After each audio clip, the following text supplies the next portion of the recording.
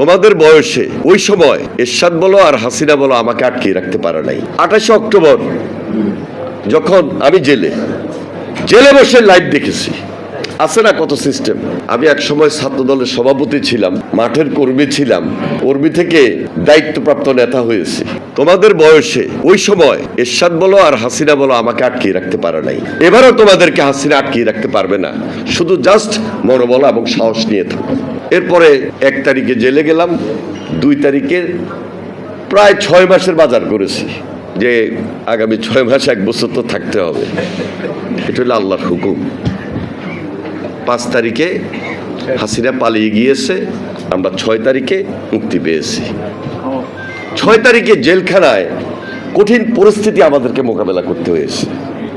যারা জেলখানায় রাজবন্দী ছিল, রাজনৈতিক নেতা কর্মী, তাদের বাহিরেও তো অনেক হাজতি ছিল, অনেক বন্দী ছিল, অনেক কয়েদি ছিল। সবার যে বিপ্লব শুরু হয়েছিল, হিসাব অনুযায়ী তো প্রশাসন থাকে না, সেটাকে জেলখানার ভিতরে আমাদেরকে কন্ট্রোল করতে হয়েছে।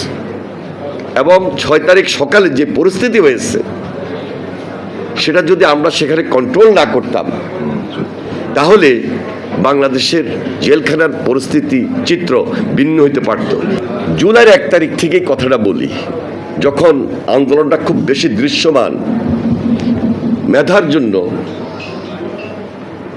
আমাদের ছাত্ররা আন্দোলন শুরু করেছে এবং সাধারণ ছাত্রীরা শিক্ষার্থীরা মাঠে ময়দানে নেমেছে। আমাদের ইয়াং জেনারেশন যারা আছে, আমরা তাদেরকে এমনভাবে গাইড করেছি, ওদের সঙ্গে মিলিয়ে মিশিয়ে দিয়েছি, আন্দোলনকে আরো চাঙ্গা করতে হবে। এটা কোনো রাজনৈতিক দলের একক আন্দোলন ছিল না। আপনারা পার্লামেন্টে দেখেছেন, আমি স্পষ্ট বলেছি, আমি কিন্তু শুধু জুলাইয়ের আন্দোলনে ছিলাম না, শুধু জুলাই যোদ্ধা না, আমি জানুয়ারি থেকে ডিসেম্বরের যোদ্ধা ছিলাম। এবং আমার সঙ্গে 17 বছর এই সাধারণ নেতা কর্মী, এই সাধারণ মানুষ জানুয়ারি থেকে ডিসেম্বর পর্যন্ত আন্দোলন করেছে, সংগ্রাম করেছে, গুমের শিকার হয়েছে, খুনের শিকার হয়েছে, অত্যাচারিত হয়েছে, নির্যাতিত হয়েছে।